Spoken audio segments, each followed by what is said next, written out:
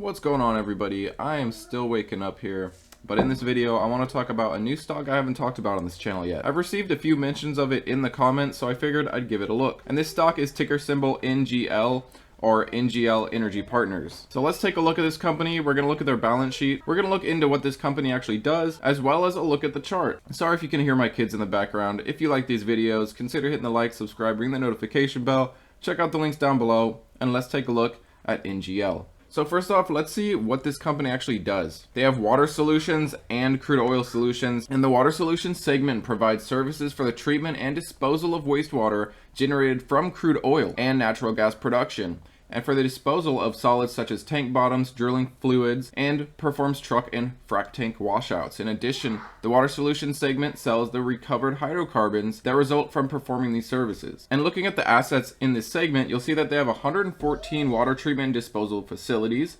including 212 disposal wells, giving them a combined total of 6.7 million barrels per day of permitted disposal capacity. They have 8 facilities that can dispose of solids such as tank bottoms and drilling fluids, over 620 miles of large diameter water pipelines in service. Now that was their water segment, but as for their crude oil segment, they're actually 100% owners of the Grand Mesa pipeline, and this pipeline transports crude from the DJ Basin to NGL storage facility in Cushing, Oklahoma. The Grand Mesa is a 550-mile pipeline that can transport up to 150,000 barrels per day of crude oil. With origins in Weld County, Colorado, Grand Mesa is well positioned to serve the growing DJ Basin / Niobrara production area. Now quickly looking at their crude assets, as I said, they have 100% interest in the Grand Mesa pipeline, 150 million barrels per day capacity.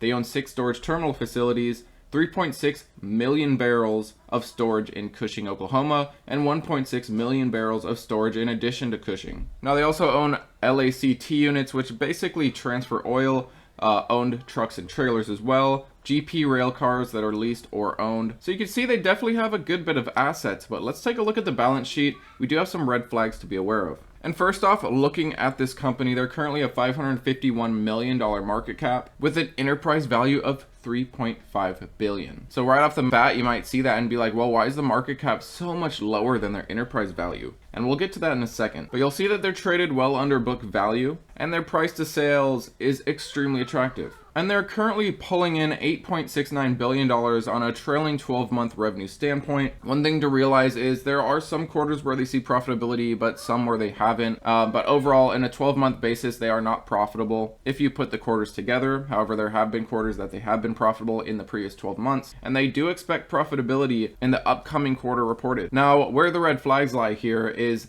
their debt to cash. They have nearly $3 billion in debt and only $5 million in cash as of their last earnings report. You need to remember that this was the last time that this was reported. I do suspect this balance sheet will look quite a bit different once we get our next reported quarter, but now seeing their balance sheet, that does make sense when you look at the market cap and their enterprise value. Their market cap is much lower than the enterprise value because they have quite a bit of debt on their hands. Next up, let's look at the chart, and then I'll kind of give you my general thoughts on NGL. Now, I don't currently have any shares, but I'll give you my kind of strategy if I was to obtain some shares soon. And looking at the chart right now, it is definitely quite bullish. We saw Golden Cross back in February. We have been continuing higher. We broke out of this previous resistance here back in March, and it's been in an uptrend since the beginning of the year. As for where revenue is concerned, it is kind of all over the place. I'd say it's somewhat flat when you just look throughout history here. They're just hovering right around $2 billion in revenue. And like I said, some quarters are profitable. However, some are not. Now, the quarter we're currently in that's about to be reported soon, they are expecting a profit. And I think that if they can get to consistent profitability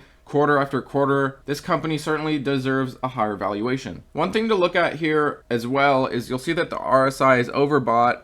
The MACD is still pointing up, but it does look like it's nearing a turning point where we may cycle back downwards. So if I was to get in this right now, my strategy would be to set a stop loss probably right around the $4 area, a little bit under $4, just to mitigate any risk if this was to suddenly start crashing. But I'd say overall the chart is positive. We are creating new highs. It is staying over the psychological $4 that it wasn't able to break over and hold in a previous run back in March. And I certainly do think it's an interesting company to keep an eye on. But let me know what you guys think about NGL. Have you heard about this one before? I have received a few comments to check it out, so I figured I'd give it a quick look. Sorry again for the kids' noise in the background. Thanks again for watching, guys. Let me know what you think about this company. Enjoy the rest of your day, and I'll probably catch you a little bit later today.